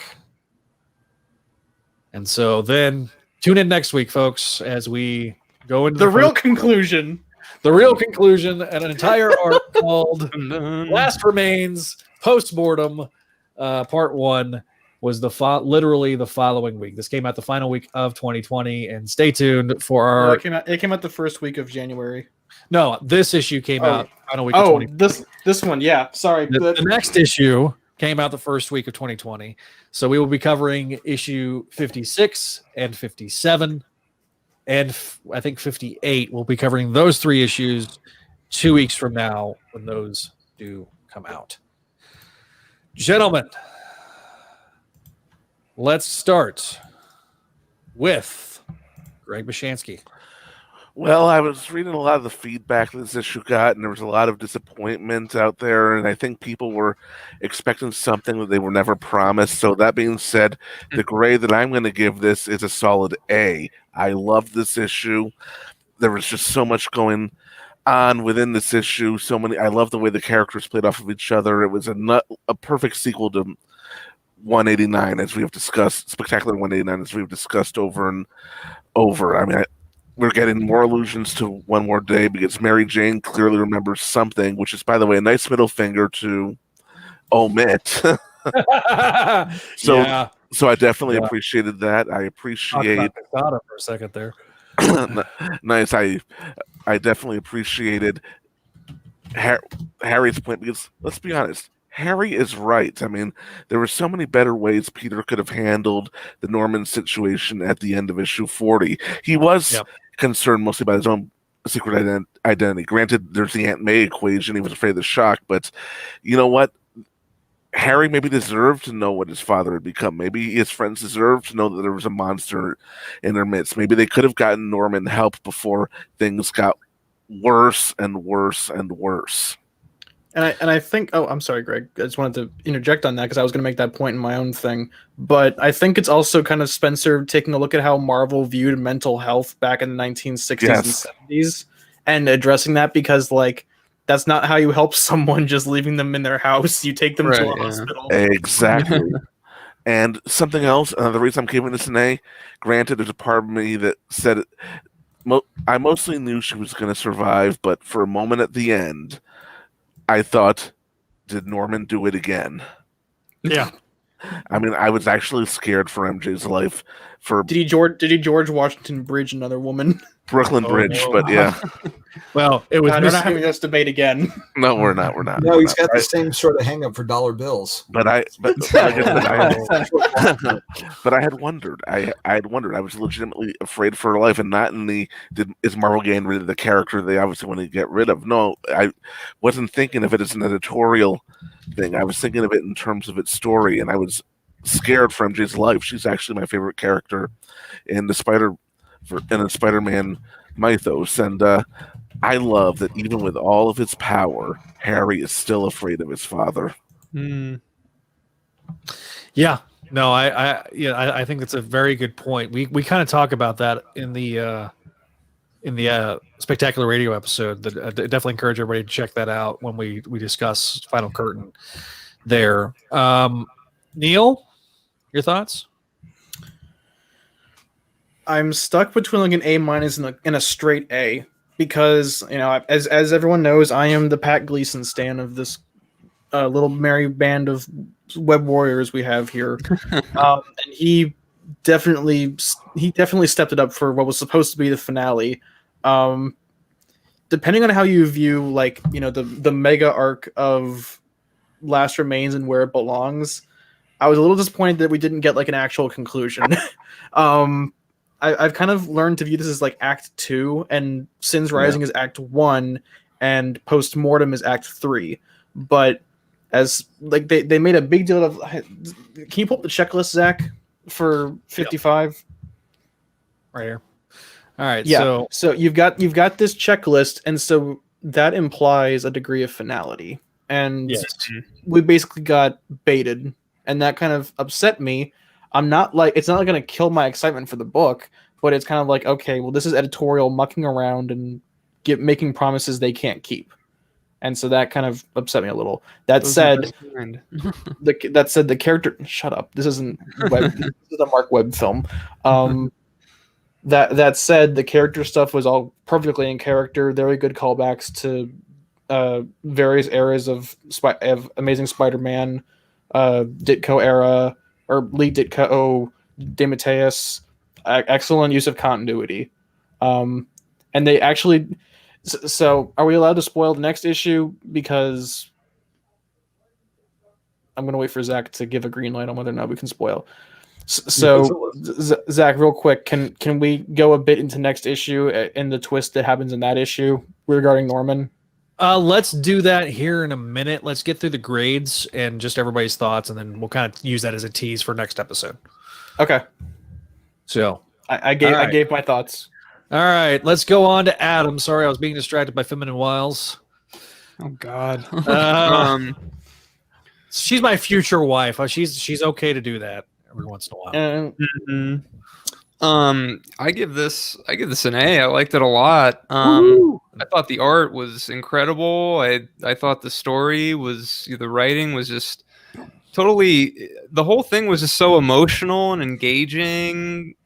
It's just, I mean, I know people, like Greg said, like people had expectations for something that I'm not sure like they're necessary. It's been hinted at, yes, but Yeah.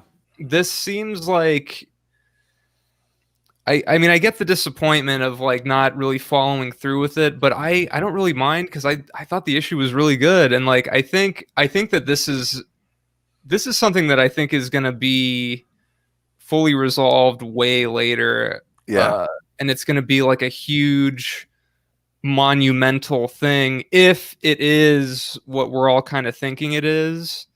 And I'm not sure if like, you know, bringing it up now would necessarily, you know, be totally appropriate yet, because like we've basically finally set up like, oh, like, okay, this is Kindred now, this is what he, you know, means to Peter, And we're learning why. yeah, we still need to know like what happened to Harry. You know, that hasn't been revealed yet, but I'm sure that's coming. That's probably soon. Yeah, that's the intrinsic question I think that's being left unanswered, and I think that a lot of people were expecting a ton of answers, but here Nick Spencer's not going anywhere. Right. No. Yeah. People think he's gonna like leave tomorrow, and it's like, no, it seems like he's set for the next year or two. So I honestly think by the fall of next year, we're gonna start getting some more answers.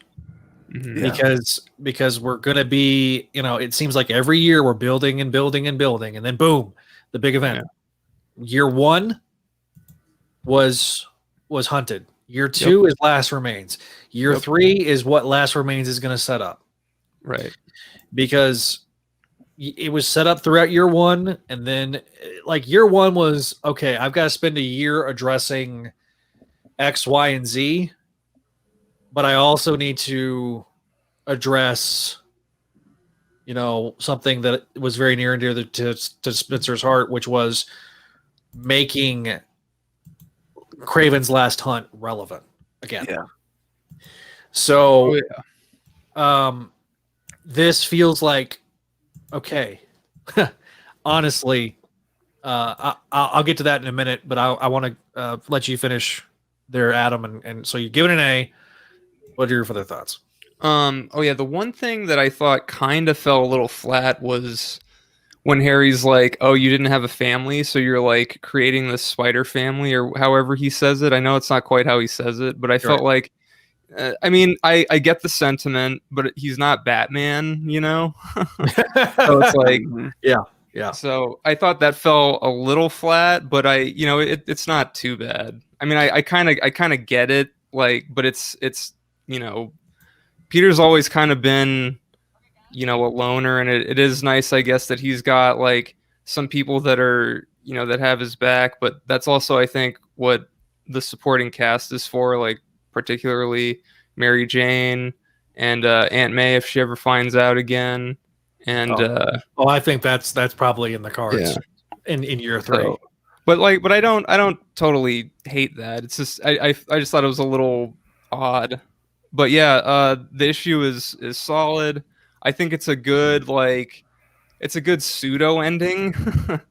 and yeah, the art is great. I'm glad that we have Gleason going forward if he's gonna keep delivering like this. So yes, I think going off of the spider suit, I'm hoping that he pulls that off in the next arc, because after number 60, he's coming immediately back for number 61, right? That's true. Yeah, I think so. Yep. All right, Javier, his first time. What's your grade? A+. Whoa! Whoa! A+. Wow. So it was a obviously it was overcast. It was rainy. It was a rainy day when this book came out. And I went to the comic shop, got in my car, didn't go anywhere, and I read the book. I don't know if I've ever done that. I was that excited to see where this story was going. And I totally get everyone's disappointment in certain aspects of the storytelling. And I totally know why they feel that way. And it's totally reasonable for them to feel that way. But I was so anticipating just what was going to happen in this issue. And yeah, we didn't get the answers that we were looking for, but like it's all starting to really come together. And there was such a great sense of drama. And like I mentioned to a little bit earlier, like I started reading Spider-Man at the beginning of Amazing Spider-Man, thanks to Marvel Tales. Yeah. So when One More Day happened, it broke the illusion like this was all one big long story for me. Like I saw him in high school, college, got married, and that shattered that illusion. Like I felt the hand of editorial interference for the first time. So everything that's been going on in this current volume of Amazing Spider-Man has been so tied back to those old issues, and not even just from Amazing, but from Spectacular, from what was it? Web Spinners. Yeah. Was it Web Spinners? Yeah, Web Spinner. If you're talking Web about Volume Spinners. 2, like Yeah, that was. if you're talking about like the Mysterio stuff with Web Spinners. Right, Yeah. the Chameleon story and all Yeah. that. Yes. So, like, I mean, he's touching on all these things and making it feel like such a big tapestry. And then, as I realized as you were talking about it, Zach, like that editor's note said like ASM 853, not Volume 4, number 30 or whatever, but like it used the legacy numbering. Like it makes it feel like this is one giant. What are we at right now? 858 issue story. Yeah. So there's so many callbacks to stuff that I read 30 years ago that, I mean, I was just in heaven seeing it all come together. I was having the feeling like I did at the end of the second Clone Saga with Revelations, like finding out that Norman was behind everything and reading Peter Parker's Spider-Man 75.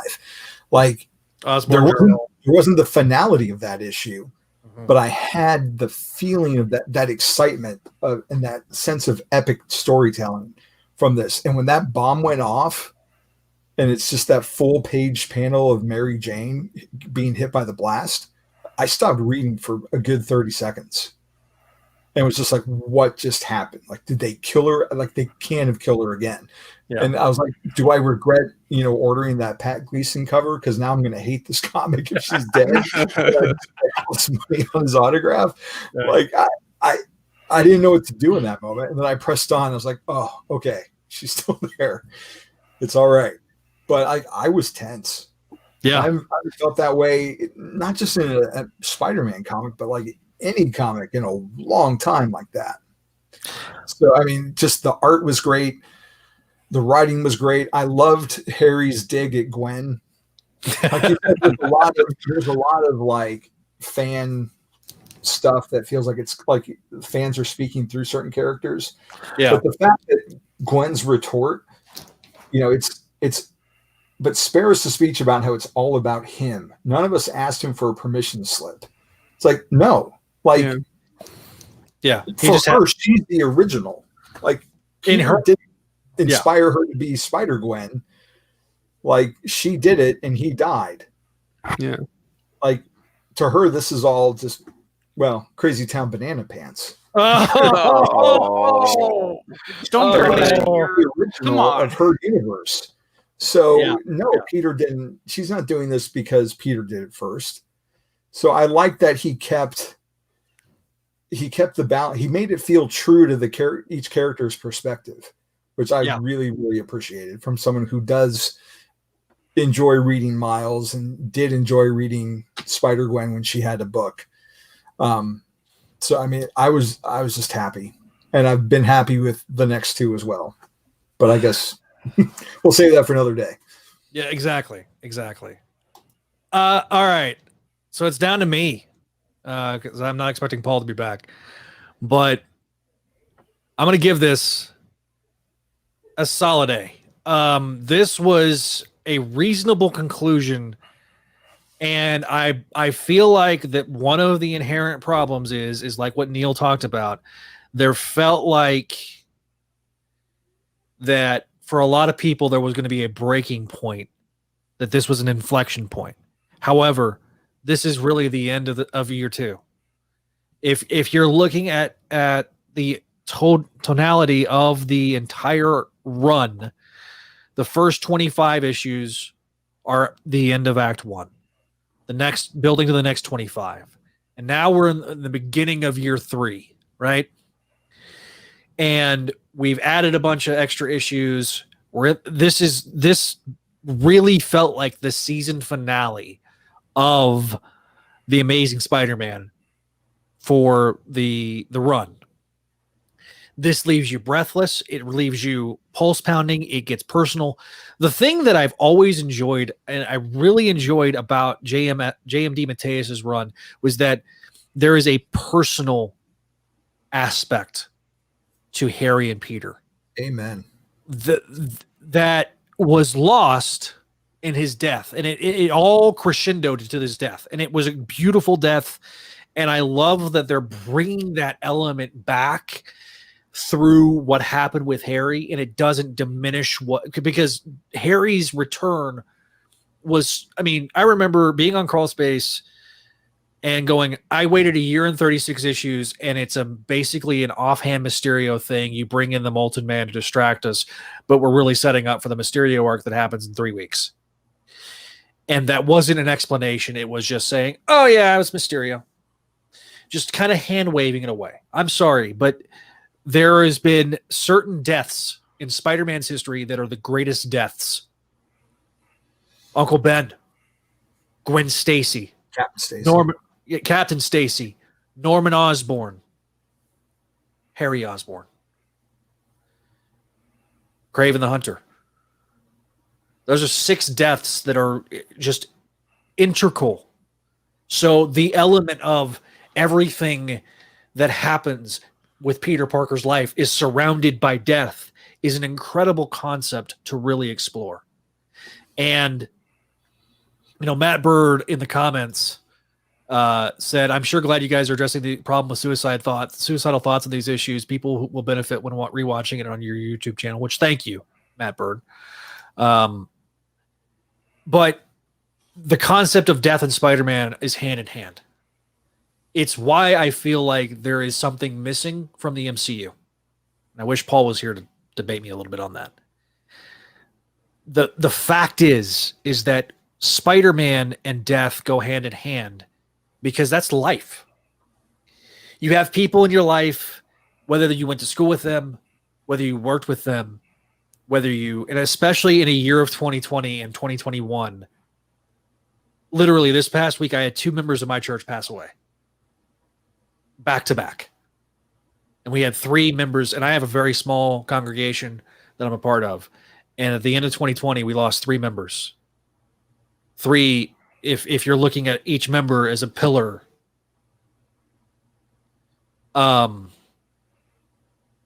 Losing that is soul crushing.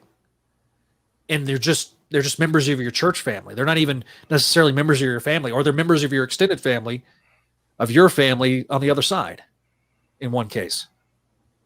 You know, there's been a lot of people that have lost a lot of loved ones this year. But one of the themes of Spider-Man is responsibility, but also perseverance and endurance and carrying on. And look, Mary Jane looks like she's going to die, but you know what? The difference between now and then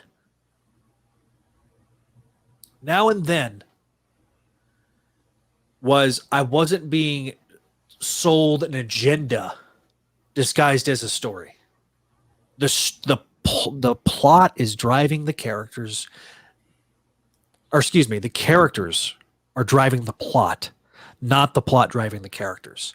That is the intrinsic difference between now and really we haven't. And yes, we've saw it at times with JMS when he stripped everything down to the studs and was rebuilding Peter Parker, MJ, and Aunt May. But again, he was building these three pillars, but he really wasn't adding a lot of meat to the rest of it because of editorial influence and stuff going on outside of ASM. Here, it feels like we're building up the pillar of Harry being a arch villain. And Norman, we're getting into the psychology of Norman. And let's face it, Norman went to some bonkers places over the last 20 years. At one point, he was an Avengers villain that was an arthropod and was like shape-shifting and crap. I mean, what the hell is that? No, Norman Osborn works best as a villain. And Harry also, if you're going to make Harry a villain, which I always said, if you're going to bring Harry back, he should be a villain, not a friend. Or a frenemy, if you will. They didn't do anything with Harry for 10 years. And when they did do anything with the Osborns, they brought back Emily for reasons. Okay? But Nick Spencer has my attention. Now, so that's why I got to give it an A. So, just to go through the comments real quick. Nick says it was necessary talking about the quickening. Vinkman says there can only be one. I made that joke. A great teaching moment on a sensitive topic about the suicide. And Nick agreed with Adam that it was a solid A. And so, look, I think that there's a lot of people that are still going, okay, what's next? What is next? Well, what's next is the postmortem. And I can tell you that from the two issues that we've gotten, beautiful artwork by Mark Bagley returns. Neil, you kind of wanted to touch upon this a little bit. So kind of let's keep it somewhat vague because we don't want to get too far into spoilers for those that haven't read it yet. Yeah, so not a whole lot I want to say just because I want to keep it spoiler free. But I think it definitely helped that like Norman's on like 5 different layers of just as planned. Like he planned to get shot by Sin Eater. He planned to get MJ's trust, and then he planned for Sin Eater to kill himself just as MJ was going in. Hang on. So yeah, I mean, if anybody would have a Machiavellian point to like plan, and I plan for all contingencies. I mean, Greg, you can chime in on this. It would be Norman Osborn. Even a sane Norman Osborn cannot get away from his Machiavellian tendencies. I believe it with Osborn. With Norman, Norman is so about the plan that he falls in getting away with it. Yeah. It's one of those things where you wonder if he can continue getting away with it, but at the same time, it's like, dude, you literally plan for everything. And granted, there's a big twist that happens in the next issue. The postmortem, I thought, was very interesting. I was glad that we didn't have to wait a long time between the issues. So I was very appreciative of that. We get 3 issues for January. So we're going to have 56, 57, and 58. February 59 and 60 kind of feels like it's wrapping up the postmortem arc. And then we get the new suit with issue 60. So we'll definitely be talking about that as a topic for next week's show. But yeah, anybody thinks that this is over, trust me, it's just begun. Mm-hmm. That's where Nick Spencer has me drawn in. And again, if you haven't checked this out, I highly encourage you to pick up the trades. This trade, the Last Remains, and the Last Rights are going to be available, I think, in February. If you haven't picked up these trades yet, I highly encourage you to go back on Marvel Unlimited, read everything building up to this. This month, I think the October issues are going to be coming out, over the weeks. So definitely go on Marvel Unlimited if you haven't checked this out. Catch up on the run, and then just start from here because it's just getting really good. So, can I ask a real question? It's Sure. one that I asked with a bit of sincerity. How far can Spencer test our patience though? Because I'm enjoying the run so far, but the cries from people who legitimately have are like, okay, get to the point. I think that those questions are genuinely valid in their question of can something please be resolved now, because we have like 11 different plot points, and some of them need to be addressed. And I think that this one being like the pillar of Spencer's run, being it focuses on Peter, Kindred, and MJ, this felt like it needed to, and that's why people I think are so upset, is because they basically got a cliffhanger instead of like a that's true. Instead of like a big revelation, when they promise like, oh, it'll make you think differently about Peter Parker. And I do think that like Spencer needs to address some plot points in year 3. Yes, I think he will. I think that again, when we get to the final part of the postmortem, I think there will be a soft conclusion where we can kind of put a couple of things to bed for right now.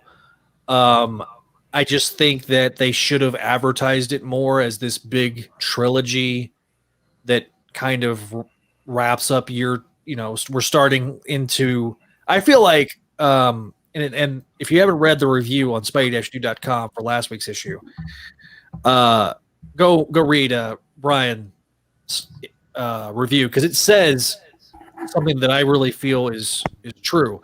This felt like that last week felt like the season premiere, because we had everything delayed because of the pandemic, and we lost essentially 2.5 months.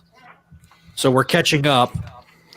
February, we're going to be caught up to where we would have been at the end of 2020. And then, this new costume, whatever it really means, is, kind of jumping forward. It's interesting. The thing is I get what they're saying, especially with the teases in this arc. It starts making you go, okay, you're finally doing it. This dark cloud for people like Javi that have read Spider-Man from the beginning, love Spider-Man, understand Spider-Man better than most people that are lovers of Tom DeFalco and J.M. DeMatteis and Roger Stern and Stan Lee and Jerry Conway, and also you got the whole generation that's like, okay, I love JMS Run up until the end. There's a lot of people that started with Slott and started with Brand New Day, and so by starting to slowly address things, I think Harry's a big thing they're going to address. I think the marriage question is going to be something that they're going to address. I think we've gotten more teases. I think if you go back and look at issue 29 with the ring, the process. Sorry, that's going to be, I think, addressed in issue 60. I'm hoping, knock on wood, just looks like by the cover, and we'll go from there. But I really think that by the end of February, we'll have some of a sense of where we're going. It is interesting, though. There is a bit of a symmetry, a fearful symmetry, if you will. In fact, I can do that here in a second. But where's it at? So Zach, you mentioned the idea that issue 55 was like the season finale, and I'm going to use logistics that only Javi and I will understand. The finale of Star Trek Discovery season 2, where the Discovery is going into the time vortex, and then it cuts. Season 3 just opens with Burnham falling through the time vortex. Yeah, that's kind of what it reminds me of, going off of that allegory. Yeah, it's very much like if you. Javi's old enough to remember Smallville, like when they had the tornado and the first season. It kind of reminds me a little bit of that. Or I mean, I'm just trying to think of comic book allegory. The end of season 1 of Flash, where you finally address the big bad, and then the trickster. It was me, Barry. It was me all along. It was, or the end of Empire, Strikes Back with Darth Vader saying, "No, Luke, I am your father." you know, to me, it's like, so, Where's Paul? yeah, where's Paul when you need him right there? But no, He's Doc Samson. He got better. Okay, my allegories are about like this. Okay, I'm sorry, it's just bad, or crickets. So Sorry. It sounded like birds. They tried. hey, I got them for free. They were included with the soundboard.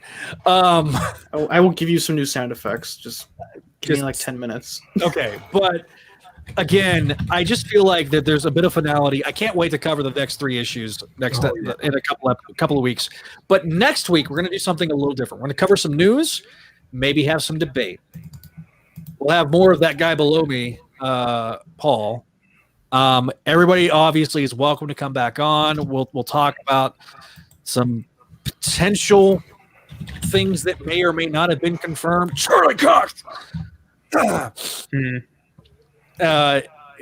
We'll discuss and debate and have some good things happening. But truthfully, I am so thankful for you guys. 2020 was a great year for this website and this show. We started this show.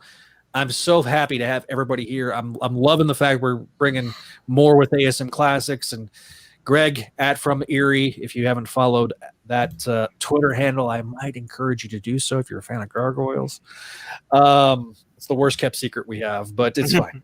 But yes, gentlemen, once again, thank you for watching. Thank you for subscribing.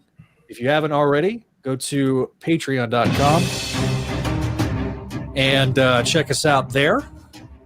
We're going to wrap the episode up there. Of course, go to patreon.com/Spideydude Network. That's patreon.com/Spideydude Network. Support the website. Every dollar is going back into the website. And we really appreciate Vinkman. I think he's still watching. If you are, Vinkman, thank you again for being a part of it. I'm going to be reaching out to the people that got stuff. We are going to be sending that out this next week. I wanted to get through the holidays so that way things didn't get lost in the mail and get lost out there. So be sure to, again, listen to our favorite shows like ASM Classics, Spectacular Radio, Clone Saga Chronicles, and then this one, the Spideydude Experience. Be sure to, if you want to be a part of the show, you can always leave us a voicemail at 818-925-6631. We will be playing those live on our finale of Spectacular Radio, but we want to play more here. So we'll see you guys next week as we cover more things.